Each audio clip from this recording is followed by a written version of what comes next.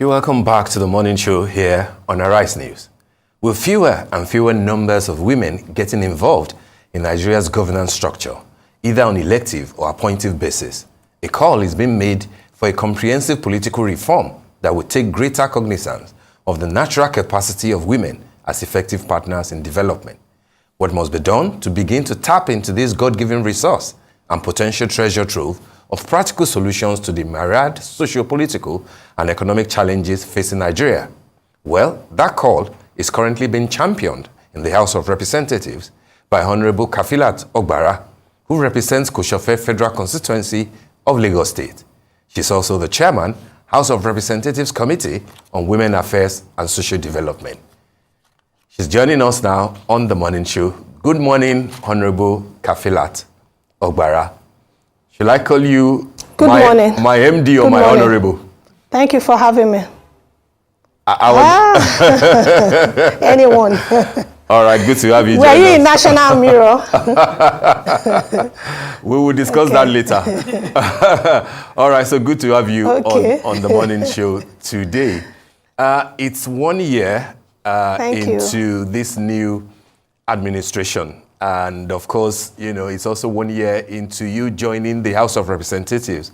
And thankfully, as the chair of the Committee for Women Affairs and Social Development, what will be your assessment of the first 1 year, and in particular, that of your committee in looking into the issues affecting women and social development in general? Thank you very much. Well, the fact is that it is wide knowledge that generally when we have an open parliament and inclusion, it tends to help with transparency, accountability, and even effective participation. And this goes a long way in strengthening democracy generally. And of course, it is very, very pivotal, very crucial to modern democracies all over the world. So for me, in the last 1 year, the 10th House of Representatives, ably led by Right Honorable Tajuddin Abbas, and of course, Right Honorable Benjamin Kalu, already have a legislative agenda that intends to address women issues in the 10th Assembly. And we are thankful for that because we believe that the leadership of this 10th Assembly, even in the Senate, Senator Godswill Akpabio, the leadership over there, we know that they are gender sensitive and they are also inclined to ensure that the 10th Assembly gets it right for once. Because as a nation, the women population constitutes about half of the population. And like I always say, that a nation that decides to underutilize the potentials of half of our population will be going nowhere, because we will be depriving the country of the energy of these women, the intellect, the innate capacity, you know, God's given talent that we have as women. We are highly multitasking. When you have women in power, this increases a lot of participation, it increases transparency, it increases even organizational dedication, and a lot of people benefit more. So why will we as a nation continue to deprive the nation of all these qualities? And as we speak today, Nigeria, the percentage that we have in the House is less than 4% of women representation. We have a lot of gender bills that had been rejected in the last assembly. We are looking to revisit them, and the 10th House is ready to listen to us in this regard. We have a lot of development partners that have come around to see how they can support us to ensure that Nigeria yields to at least the 35% affirmative action. And we are even saying the new campaign that I have brought on board is for us to see how we can ensure that we reject single gender lists at all levels. When we reject single gender lists at all levels, we will have a situation where we will have a political party reform, where our political parties, we know that they cannot have all single gender as candidates for houses of assembly, all single gender as candidates for the House of Representatives, all single gender for council chairmen, and even the councillors at the lower level. The nation has women and men. And if we are talking about democracy, if we are talking about, balancing gender parity and all that, we must ensure that inclusion comes to play. Once we have it in our electoral act, we need our electoral act to be amended, where we go to where we have candidates, where candidates must include at least a woman. You cannot have a parliament where we have all men or you have all women. I mean, it's not what it should be. We will not be having it optimally as we should. So these are some of the areas that we are looking to address. And of course, we are very positive this time around because we have a leadership that is willing to support us. So we are working hand in hand with them, and we are coming up with something very beautiful that will ensure that Nigerian women are included. And we hope that when that time comes, our colleagues in the House will vote the right way to ensure that the Electoral Act is properly. All right, then I hope you can still hear us. Okay. I'd like to, kind of focus on some of these specific measures that you and your committee are working on, of course, to ensure. Do we still have? Okay. Honorable Ogbara. Yes. Okay. So you have also called for an emergency, or rather, a state of emergency on insecurity, trafficking, and drug abuse among married women and young girls, as well as the youth in the country. Can you speak to us more about this particular focus? Why did you call that state of emergency, and what's been done since you've put that forward? Thank you very much. I'm very happy about this question because it's not even one of the questions I expect. This is a campaign that we are working on in the House of Representatives as a committee on women affairs and social development. Campaign against drug abuse, human trafficking, and even drug trafficking is a social abuse that has to be curbed. And we are calling for an emergency on this because we believe that when you are able to curb drug abuse in any nation, definitely you will be curbing almost 50% of insecurity issues, because we believe that a lot of all these crimes are perpetrated under the influence of drug. And we believe that a lot of our young people, we need to catch them young. And this is why in my own federal constituency, we are moving around all our secondary schools across board in the constituency to ensure that we catch our young people young, discussing with them in collaboration with the Nigerian, the National Drug Law Enforcement Agency, and of course the National Psychiatric Hospital. So we are collaborating with them, and we are moving around all our secondary schools to ensure that we campaign to them, and we will definitely be going even to the primary schools. So presently, the House Committee on Women Affairs and Social Development, we are moving around. We wanted to do it centrally in Abuja, but later we suggested that we should take the campaign down to the grassroots, down to the states.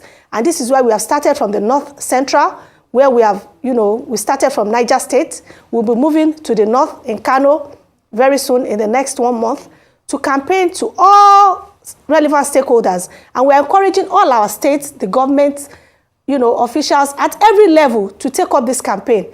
We have to continue to campaign to our young people. We have a lot of young people that are already almost their lives destroyed due to drug abuse. And we have housewives, a lot of them as well, out of, I don't know, if it's loneliness or, depression or whatever it is. We have a lot of our, influential men out there. They travel all over the world. They don't know what the wives are going through at home. And we have had a lot of people come up to tell us that they need help. They need, to be rehabilitated. And we are keeping, their credentials very private, and we are trying to see how we can rehabilitate such people. We have a lot of work to do in this regard, and we need the nation at large to look into this to ensure that drug abuse is curbed to the barest minimum if we cannot eradicate it. It's a very, very high, menace that is going on, and we need, as individuals as well, it doesn't have to be the government that can work on it.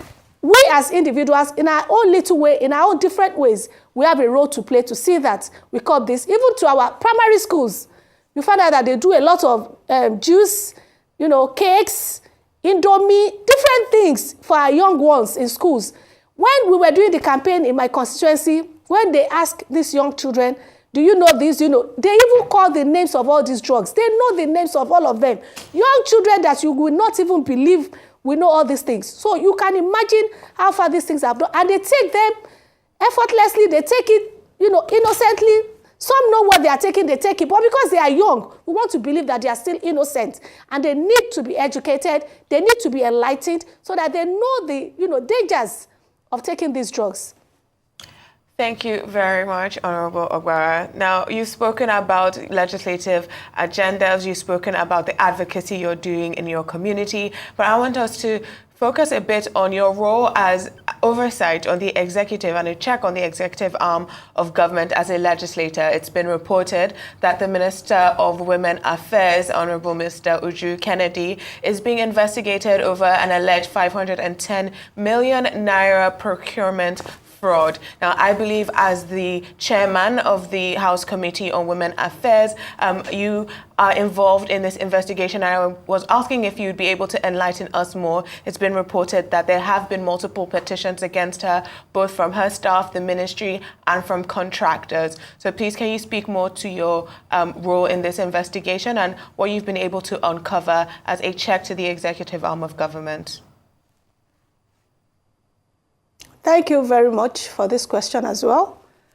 I think the Minister of Women Affairs, Barrister Uju Kennedy, is being investigated by the Public Procurement Committee already. We, as a Committee of Women Affairs and Social Development, supervising her ministry, we have also, done an invitation to invite her to the committee to listen to her. But because the Public Procurement is currently investigating her. She was supposed to appear on Thursday, but it was postponed till Tuesday. There are so many petitions against her, but because we have not heard our own side of the story, we have not done the investigation, we have not heard from her, we want to wait until we get to the bottom, of this before I'm able to talk about it in public. But I'm very sure, I am 100% optimistic that definitely if she is found wanting, we'll let Nigerians know. Because we are there for Nigerians, we are there because of Nigerians. If not for Nigerians, we cannot be where we are. And the best and all that we owe Nigerians is to report to them as it is and exactly as it is. So we'll definitely let you know the outcome of that investigation. It will be on Tuesday by Public Procurement Committee. And of course, the House Committee on Women Affairs, we have had several petitions as well. And I've tried, to call her to ask her about these things. But definitely, she will be appearing before the committee to explain to us. While we did our oversight the last time we went to the Ministry of Women Affairs, we had issues concerning, their records, the misappropriation of funds, and the way they were, using different analogy, different names for the same purpose, and things like that. But we have discussed with her, and we are going to finalize our investigations by the grace of God soonest. But once that is done, we'll definitely let Nigerians know. Because Nigeria belongs to all of us, and we need our ministers to work optimally to perform and get results. We need every support for this administration, for this government, and of course for Nigerians generally. Irrespective of our political affiliation, what really matters is for us to deliver to Nigerians and ensure that, the taxpayers' money, and of course, Nigeria's resources are judiciously used, judiciously spent for Nigerians and nobody else. And I've always told, even we that we are political office holders, we should be mindful and we should be impactful in everything we do to ensure that we touch the lives of our people. We all know how Nigeria is today. A lot of people have their, reservations. A lot of things are expensive due to different reasons. And we know that the president of Nigeria, President Asiwaju Bola Ahmed Tinubu, is putting his very best to ensure that Nigeria gets to our destination. This is a president that had the political will, that had the vision. He has always been a pro-democracy activist. And he is there now. Even the logo that he uses signifies a broken chain to break people away from poverty, break people away from insecurity, break away from all sorts of negativity. So he's there now as the president. We expect him to use all those vision, all those ideas, and all those intentions that he has always had as an activist to bring everything on board. And we believe because he has what it takes. If you don't have it, you cannot give it. We believe because he has what it takes, we expect him to deliver on these dividends in the nearest future. All right, thank you, Honorable Ogbara, and thanks for shedding light on that matter that Adesuwa raised, especially showing that women can also hold other women, into account. But just two quick questions before we wrap up on this segment. First is for you to shed more light on how soon you think that this 10th House of Reps will return to those 3 rejected bills of 2022, given the fact that the gentleman who was the Speaker of the House, as at that time, is now the Chief of Staff to the President. Has anything changed regarding those 3 bills that were rejected in 2022? And how are you going to push it, given that you have already spent 1 year and we're still saying that we will do, rather than this is what we have done as far as those 3 bills are concerned? And secondly, just your quick thoughts on, just one more part. I would just like your quick thought on the usefulness of the National Women's Center, given the fact that you spoke robustly in defense of their budget in December, January. But a lot of people don't know what is going on there, what they do, how useful it is. So talk to us about your own understanding of the role of the National Women's Center. Thank you. Thank you. Well, I will start from the last question. All right. I was a board member at the National Center of Women Development. That was in 2003 as a member of the board there. So I can tell you that the National Center for Women Development, now Miriam Babangida Center for Women Development, they are the ones that do a lot of training for our young ladies. They are the ones that ensure that enlightenment goes on for a lot of other areas that has to do with women development. And definitely after this program, I will try and get the Director General to appear before you here so that she can enlighten you a lot more about a lot of activities that they do. The National Center for Women Development is to enhance women development generally. They have training centers there. They train a lot of people on empowerment, activities generally, sewing, whatever it is. Even, male-dominated areas like solar panel making and a lot of other areas. They do a lot of things. So when she comes here, she'll be able to enlighten you in that regard. And like I said, their budget is very low, very, very low. You won't even believe what it is. So it's nothing to write home about for everything that they do there. They have a crèche there for young children, for mothers who have to be at work. You can put your children there, and they take care of the children. They also have a guest house there that they use for, where we have events that has to do with our young people from all over the nation and all that. So they are doing a whole lot, but I think for you to know exactly what they do, you will need the DG of the National Center, Ajay Asabe, to come here to be able to enlighten you more on that. And like you said that we have spent 1 year and you expect, I wish too, because I'm not even proud to come here to say that in the last 1 year we have not been able to address gender bills. But I want to say that the Constitution Reform Committee, we have a committee led by Right Honorable Benjamin Kalu, of which I was just added recently. We just did our retreat in Akwa Ibom just last weekend. And this is one of the areas that we spoke to. And we have agreed on the way to go. And this is why I said it on the floor of the House a few days ago, that we need political party reform. When we have political party reform, this will cut across all party lines, where all the political parties will amend even their constitutions. In the APC constitution, for instance, when we are doing our, the convention, the Congress for the elective offices, most of the time, they leave a space, they tell you, you must have, normally the woman leader is a woman, and then you have the space for physically challenged. They will tell you at the ward level, most elderly woman, they have how they spell these things out.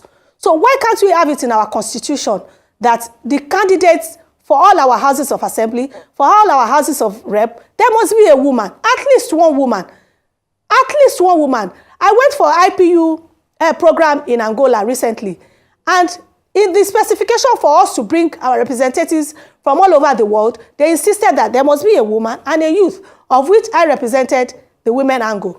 And I can tell you for free, we were supposed to vote for the president of IPU, and they insisted that any country, any delegation that came without the specified, specification for you to bring a woman, you were going to lose your votes. And they lost their votes. Those that came with the women had 3 votes. And those that came with single gender list of just men could not vote. They had just 1 vote. So these are the areas that we need our nation to address. And I'm very sure that we have a president that is gender sensitive. He has the political will. He's going to support this. And it's not just about elective offices. Even our committees that we constitute, we want our men. We don't want them to be comfortable having single men, even on the high table. You just see all the men. They parade themselves there, and they are very comfortable. There's no woman there with them. Why would the women be at the background, clapping and dancing for you? One of these days, we are going to stop all that. We need the women to be right on the table. Thank you, where decisions are made. All right, we want to thank you very much, Honorable Kafilat Ogbara. My name is Steve Ayorinde, by the way, and I must thank you for making the women folk... Oh, yeah, I know. Making the women folk... The screen is not clear. I'm not seeing who is talking to me. I understand. But kudos on your job for my constituency, our Kosofe constituency. Thank you so much. Nice to see you. Thank you. Thank you so much for joining us on the morning show today. Thank you.